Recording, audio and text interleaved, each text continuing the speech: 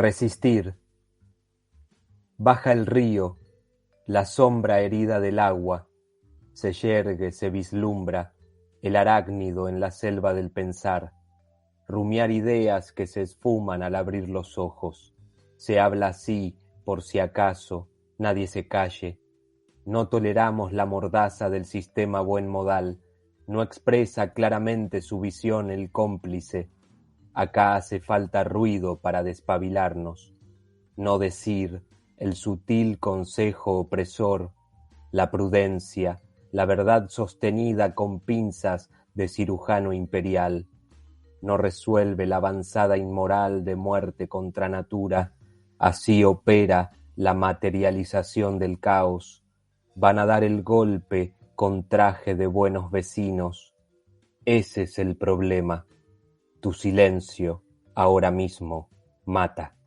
Una vez más nos vamos hacia Buenos Aires y en esta oportunidad nos está esperando Nicolás Antonioli, quien nos acaba de compartir un poema y le damos la bienvenida. ¿Cómo estás? Hola Juan Manuel, ¿cómo estás? ¿Todo bien? Bueno, un placer que podamos charlar un rato de poesía y algunas cuestiones más que están relacionadas ahí a todo lo que te dedicas, como ciertos tipos de gestiones y el tema, si se quiere, político que también está presente. Me gustaría conversar un poco, pero bueno, me gustaría que me cuentes, como para romper este hielo, ¿cuándo empezaste a dedicarte a escribir poesía, a meterte en el terreno literario poético? Tuve como dos etapas, la etapa de los inicios, que obviamente en la escuela primaria, los primeros pasos, digamos, más que nada con la narrativa, donde me acuerdo que recibía felicitaciones reiteradas veces, me nombraron el escritor del curso, bueno, una serie de acontecimientos que me fueron de alguna manera incentivando a profundizar en la lectura y en la escritura. Mi contacto así con la poesía en realidad fue un poco por fuera de la escuela al principio. No vengo de una familia de escritores ni de artistas, pero me acuerdo que el contacto con la literatura estaba de algún modo mediante la narración oral. Mi padre solía, aparte de contar muchas anécdotas, también dedicaba las noches a inventar historias para entretenernos, a mí y a mi hermano, etcétera. Bueno, todo eso como que ejercité un poco la imaginación por ese lado y aparte cierto contacto con otras cuestiones relacionadas con la ciencia, el cosmos, el espacio, la paleontología, todas cosas que de chico no solamente leía, sino que profundizaba en algunas lecturas casi académicas, digamos, de investigar no solo en enciclopedias, pero todo de manera paralela a la escuela, digamos, como una búsqueda personal de información, de atar cabos, de ver, por ejemplo, la serie de Carl Sagan y otras cuestiones. Entonces, todo ese mundo de la ciencia, de las narraciones orales y un poco el incentivo de la escuela me fueron llevando a escribir narrativa, y la poesía la conocí de manera totalmente independiente y fortuita. Me acuerdo que una tarde de tormenta de fines del invierno, principio de la primavera, me acuerdo del año 95, me encontré un libro en la lluvia, ¿no? En un charco de agua, un libro de, bueno, las rimas de Adolfo Bécquer, un libro que estaba entero, pero muy mojado. Y fue el primer contacto así con la poesía por fuera de los poemitas que te suelen dar en la escuela y esas cosas, ¿no? Las rimas, rimitas, que nunca me llamaron la atención, digamos. Lo poco que había leído no me interesaba. Pero encontré este libro así como un tesoro, como un regalo de la naturaleza, no sé, fue todo muy impactante porque estaba ahí limpio, mojado, pero entero, y bueno, y me acuerdo que lo dejé secar, etcétera, y después lo empecé a leer y todavía lo tengo. no entendía nada, no se parecía a nada de lo que había leído. Y aparte, lo más interesante era que tenía notas al pie con una especie de análisis y que lo conectaba con otras obras o con otros autores. Por ejemplo, decía una frase, ¿no? Un verso, y decía, bueno, acá se recrea lo que dijo Don Quijote de la Mancha en el capítulo tal, no sé. Y yo tenía versiones del Quijote de la Mancha que había leído para niños y buscaba esas. Es como que me empezó a conectar con otras obras, más que nada esos análisis que estaban ahí al pie de los poemas. Y no sé, palabras obviamente, ¿no? Que no entendía y me ponía a buscar en esos diccionarios viejos donde uno empezaba a buscar una palabra y terminaba leyendo 30 palabras, iba como ampliando un poco el léxico, ¿no? Y era como una cosa que yo no sabía, obviamente no había internet, no había nada, no encontré datos del autor en los libros que yo tenía, o sea, era como algo misterioso. Incluso creo que le había preguntado a una maestra de esa época y no sabía quién era, no sé, una cosa media... Entonces quedó como un pequeño misterio, ¿no? El libro ese, que no sabía de dónde había venido, hasta que en séptimo grado, más o menos, la maestra de ese momento dio un poema de Becker. Pero paralelamente, en sexto grado, escribí mis 2 primeros poemas. No influenciado por Becker, pero como que había adoptado ya como cierta cadencia o cierta manera de expresar. Y el primer poema que escribí a los 11 años, a raíz también de mi afición a cuestiones relacionadas con la ciencia, con la salud, etc., el primer poema circulaba en torno a la problemática del SIDA. Pero algo que no fue o sea, un pedido escolar ni nada, fue algo que a mí me llamaba mucho la atención y me generaba muchas incógnitas, porque aparte era un tema medio tabú a fines de los 90, más que nada los adultos no se animaban a hablar mucho, entonces me parecía algo misterioso y con la poca información que tenía, escribí ese poema y después otro poema más sobre el cóndor, más que nada porque era un ave en peligro de extinción, etcétera. También me interesaba, o sea, siempre me interesó abordar los problemas, cuestiones relacionadas con lo científico, las enfermedades, las problemáticas sociales también,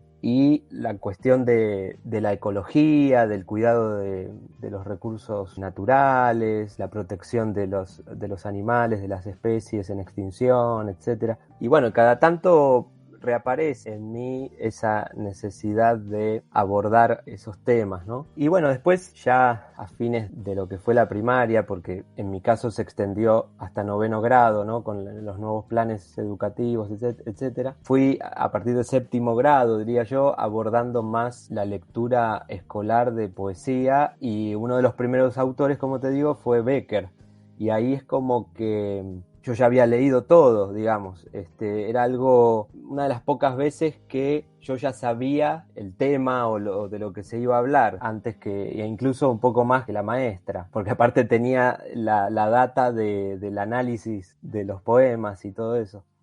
Entonces, claro, la maestra decía, no sé, acá habla del amor, y no, y el análisis decía que hablaba de la pasión del Quijote, no sé, lo conectaba con Shakespeare y con Romeo y Julieta y la muerte de no sé qué. Bueno, la maestra quedaba ahí como muy disminuida. Y eso, bueno, con el tiempo fui como experimentando en la escritura de poesía. Nunca me gustó, por ejemplo, abordar el amor y eso, aunque bueno, en algún momento lo hice, pero siempre me interesó la poesía en conexión con otras artes, con la ciencia, con los problemas sociales, con la historia también. Y en el secundario, bueno, ahí ya empecé a leer mucho más poesía. Y incluso en la facultad también me pasó algo parecido que con Becker. Me acuerdo que el primer libro que compré con mi primer sueldo fue las obras completas de Osvaldo Lamborghini, que me pareció totalmente distinto a lo que venía leyendo. Bueno, ya había leído Oliverio Girondo, Hellman, etcétera,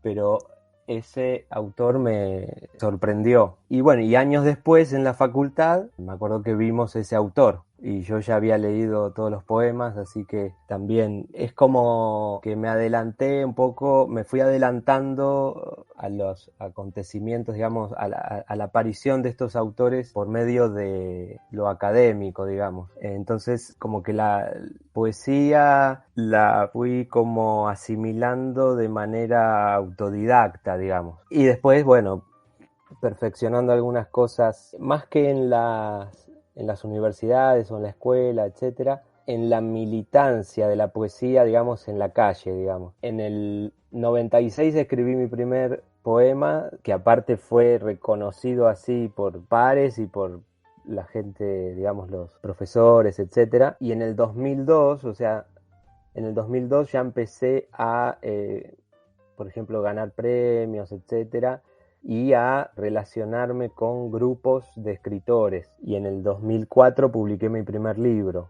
Tenía 19 años. Y a partir del 2002 en adelante, o sea, ya van casi 20 años de ir a encuentros, festivales, cafés literarios, ferias de libros, también organizar diferentes eventos relacionados con la poesía, a veces también con la narrativa y también abordando otros proyectos como hace un tiempo un programa de radio, también colaborando en revistas culturales, revistas de poesía, como La Más Médula de Buenos Aires, y conectándome con un montón de colegas de, por ejemplo, de mi edad o de mi generación, que cuando empecé en el 2002 recién empezaba internet a pisar más o menos fuerte y había muy poca conexión así con los pares de la misma edad de uno, ¿no? Y me acuerdo que era todo muy demasiado a pulmón, o sea, me acuerdo que organicé una vez un concurso en un grupo que estaba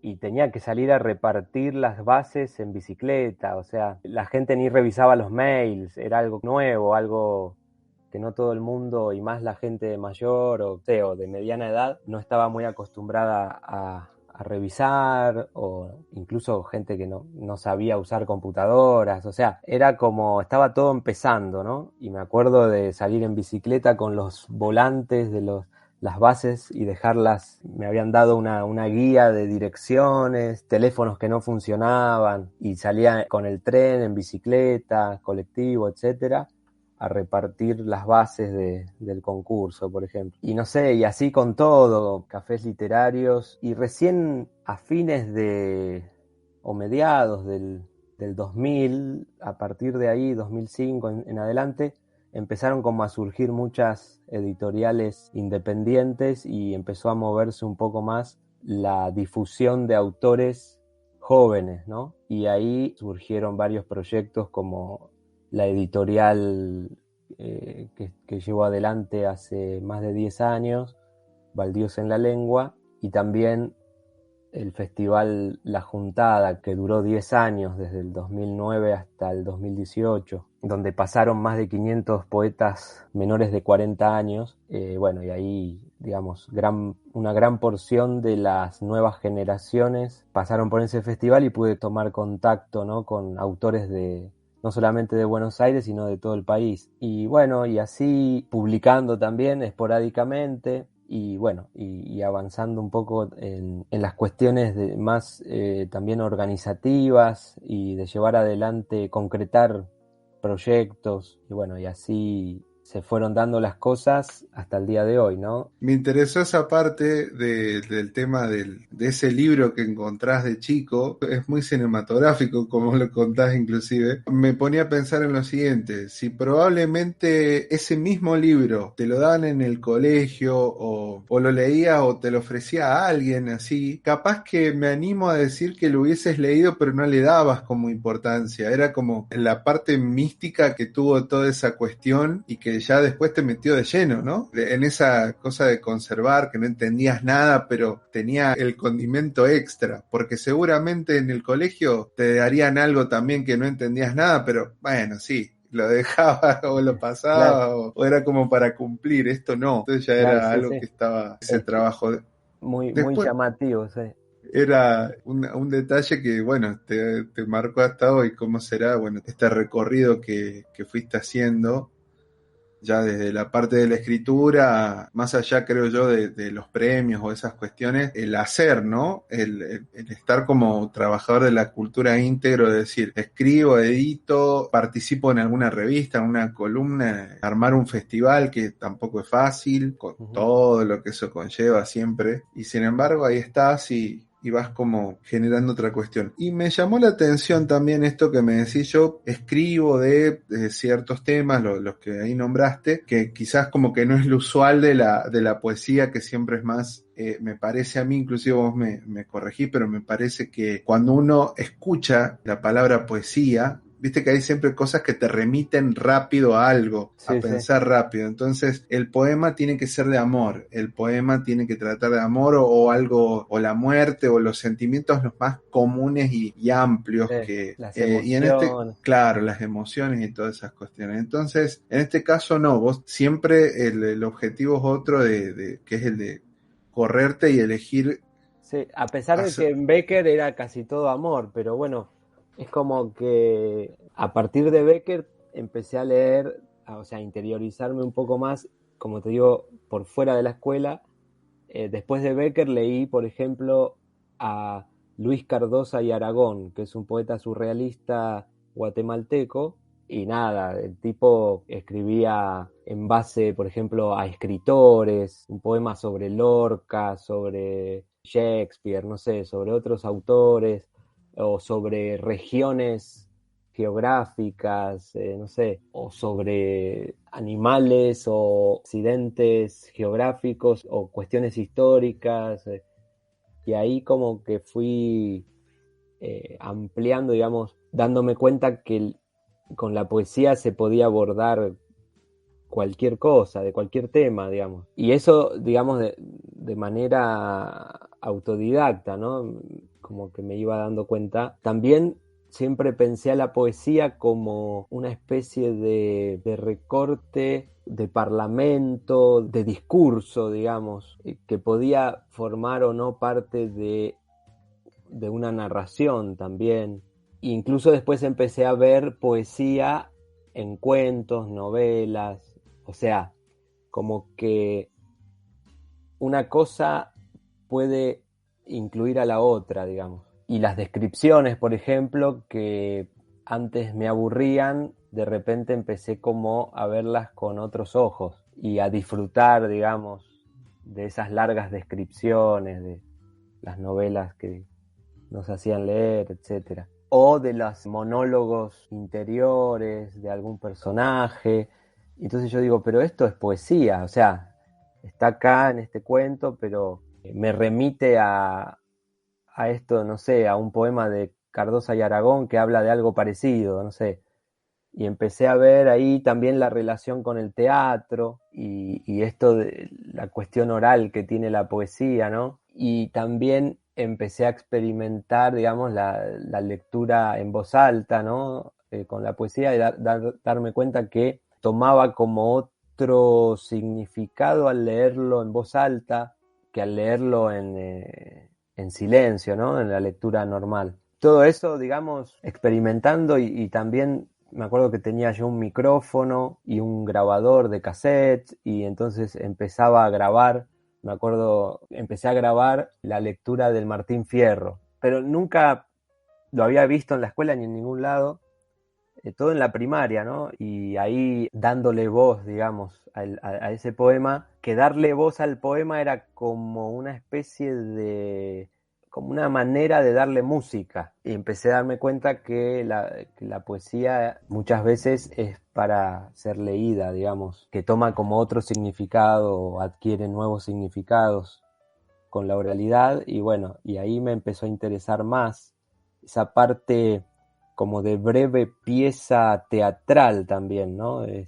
Y cuando uno es chico le gusta, o a mí me gustaba hacer pequeñas actuaciones, o siempre era elegido para los actos escolares, por ejemplo, y interpretar algún papel o algo, pero el poema en sí, como discurso, me interesaba y de hecho después lo exploté, digamos, con la escritura de monólogos poéticos, incluso gané un premio del Ministerio de Cultura de la Nación hace unos años. Un monólogo donde habla el sargento Cabral, ¿no? En primera persona, y es todo ficción. El sargento Cabral herido de muerte durante la batalla de San Lorenzo, y bueno, toda una reconstrucción del personaje, mezclando lo teatral con lo poético y haciendo una especie de escritura, pero desde lo oral, porque fue un poema improvisado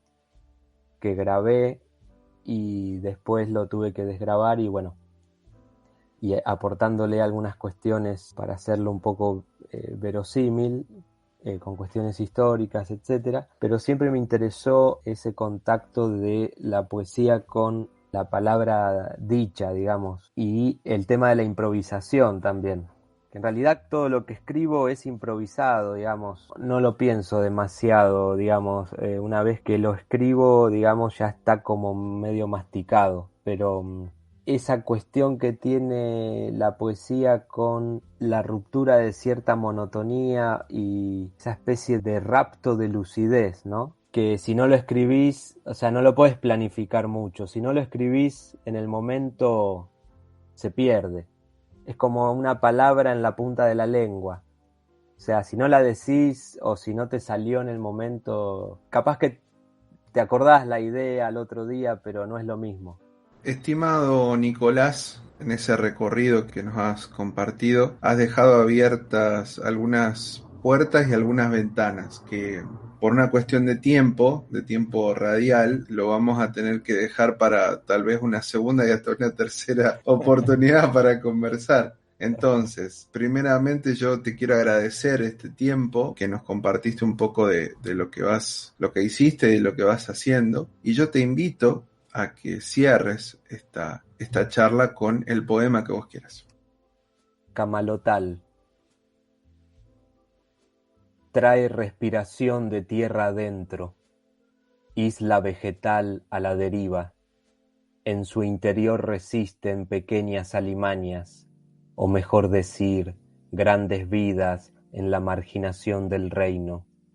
Animal el que discriminó qué seres habrían de imponerse.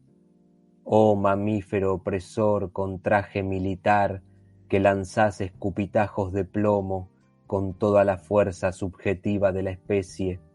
Espada irreal que declaró a la plaga, a la mala hierba, al yuyo, a los animales clandestinos. Destrúyanse esos libros de botánica y de fauna autóctona que iniciaron la lucha de clases antes de toda ideología, del imperialismo, de la institución del reino animalia con superioridad de poderes y del capital, isla vegetal, micromundo de telúrico enigma, flotante flora-fauna que embiste, toma impulso de vida fractal, intensa yesca. Ahora, ¿a qué destino irá el mensaje, la memoria del sol? Por si acaso nadie reconozca el reino.